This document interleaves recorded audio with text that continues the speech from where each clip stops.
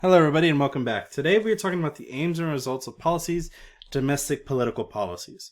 Now, just as a refresher, aims is what's the overall goal? What are they trying to achieve? Results, what was the outcome? Domestic, it was happening within the country. It was everyone that existed in it. And political is specifically talking about governmental policies, a way the government is trying to lead or the way people are trying to get into the government, and policies that impacts the government in and of itself. Now, as we talked about in the prior video, all of this is going to come from the Cultural Revolution. All of this is going to come as a part of that destructive movement that Mao created. So we're going to revisit two examples, the attack on revisionism and the Red Guard. We're going to revisit them from a political component rather than a cultural component. And then we're going to talk about a new part, the CCRG. Now, let's dig in. Now, the attack on revisionism. Well, in the previous lecture, we went over how it was cultural, how Mao started blaming people within his own government for undermining communism, and we needed to reevaluate communism as a political future. But what's interesting about the attack on revision is that it happens just before what people recognize as the Great Leap Forward. But rather than thinking of it as something that happens just before it, you can think of it more as a harbinger. You can think about this as a practice run for what's going to happen in the Cultural Revolution.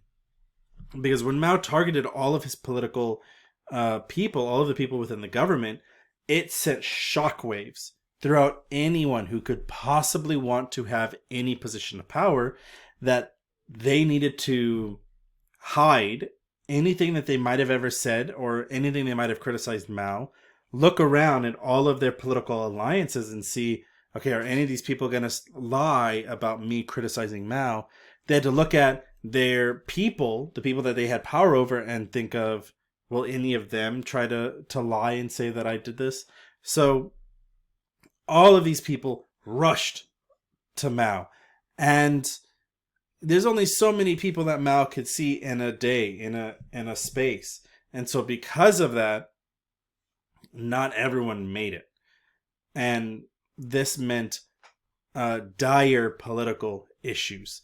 Because if you didn't come in time, this non-accurate number, this no realistic, there was no deadline for when you had to see Mao, but if you still didn't come in time to talk to him, you were a target. You were going to be attacked, and if you were lucky, you would get beaten up.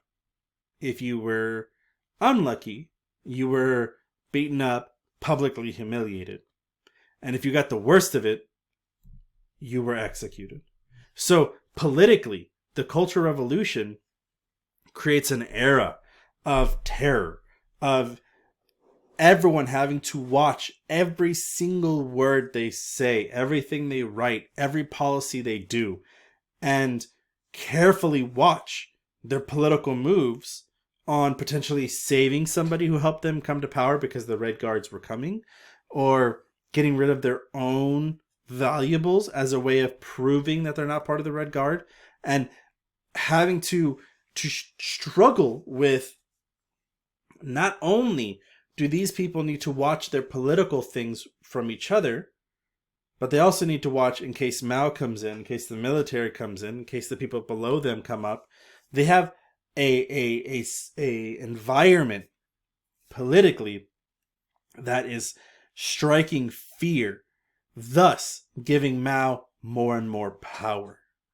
And so the results of this attack on revisionism is exactly what Mao wants to achieve. It is eliminating and ensuring no one can try to stop him or stop the revolution.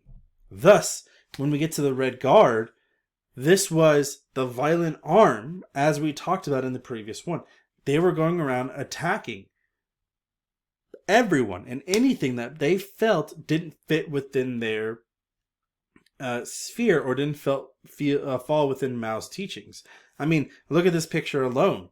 This person, is, as it says right here, is a political revisionist against communism. This person is a political figure, and these are youth around him between the ages of 15 and 25 who are attacking him. Anyone younger than 15 weren't allowed to join the Red Guard. Anyone above 25 was a potential target by the Red Guard. So these are some of the people who showed up for the August rally and some of the people who didn't, some of the people who joined later. So they were the violent arm attacking all political opponents of Mao. And they start discovering and start being told who to attack by members of the political party, members of the people of the government. So these Red Guards are slowly being manipulated to save each other because Mao knew he was safe. Mao is leading these guys. Mao didn't have to do a single thing. They would do it themselves. And so, because of that, Mao doesn't do anything to help the saviors of the Great Leap Forward.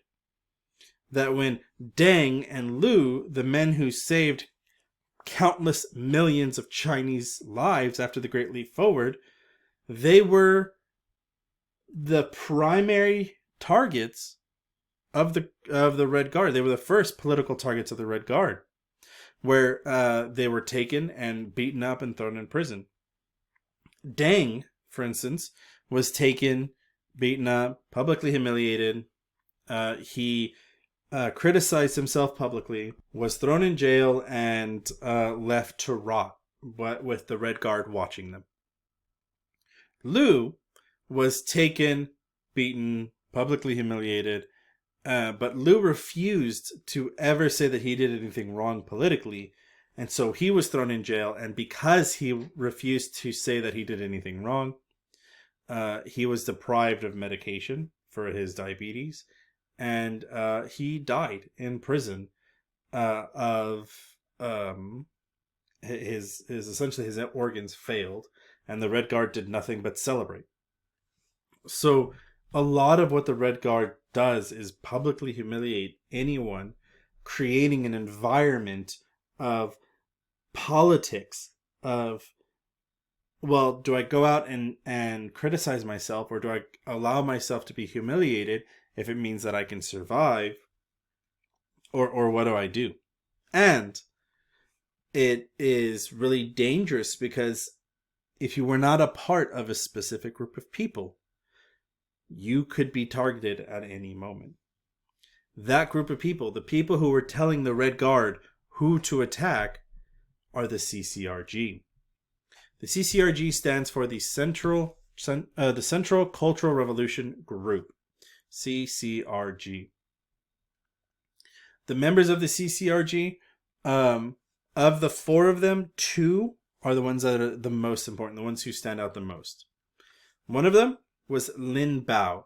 Lin was the man who helped Mao talk at the August rally. Lin was Mao's right-hand man and did everything he could for Mao. Lin was also seen as the person who was going to take over when Mao dies. And Jiang Qing is Mao's wife. So not only is 50% of the CCRG directly connected to Mao, one as his apprentice, if you will, and the other being married to him, this effectively made sure that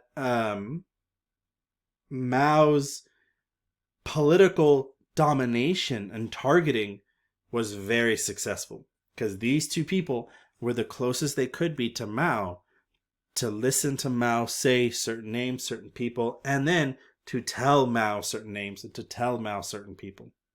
And so the way these guys ensured political policies impacted China was they created dossiers. Dossiers is a French term. It relates to a file or key information relating to people and places. These dossiers would be filled with targets, would be filled with information, and anything that is going to be needed by the Red Guards to attack them, right? So an example of a dossier, this is not what the dossiers look for China, right? This is a French dossier. But it would have the name of the person, where they're located, where their house is, what they're being charged of, like different places, like their office building, the crimes they committed, and the people who are related to them and their family. These dossiers were drafted by the CCRG, given to the Red Guard, so they could go out and attack people. They can go out and destroy specific temples. They can go out and destroy the political future of people. And so because the CCRG had such a dominating political control, their aim of dismantling anyone to go against Mao was effective. They used the Red Guard to ensure that any revisionism or opposition to Mao was eradicated. And they did this very, very well. They did this with absolute lethality. And thus, the political results of the Cultural Revolution are overwhelmingly achieved. They were met. They successfully were able to go through and destroy anyone who could possibly ever stand up to Mao politically.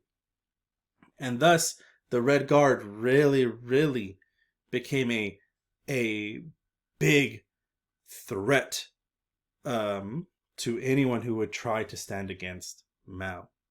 But as we are going to see in the next couple of videos, they are also a threat to Mao.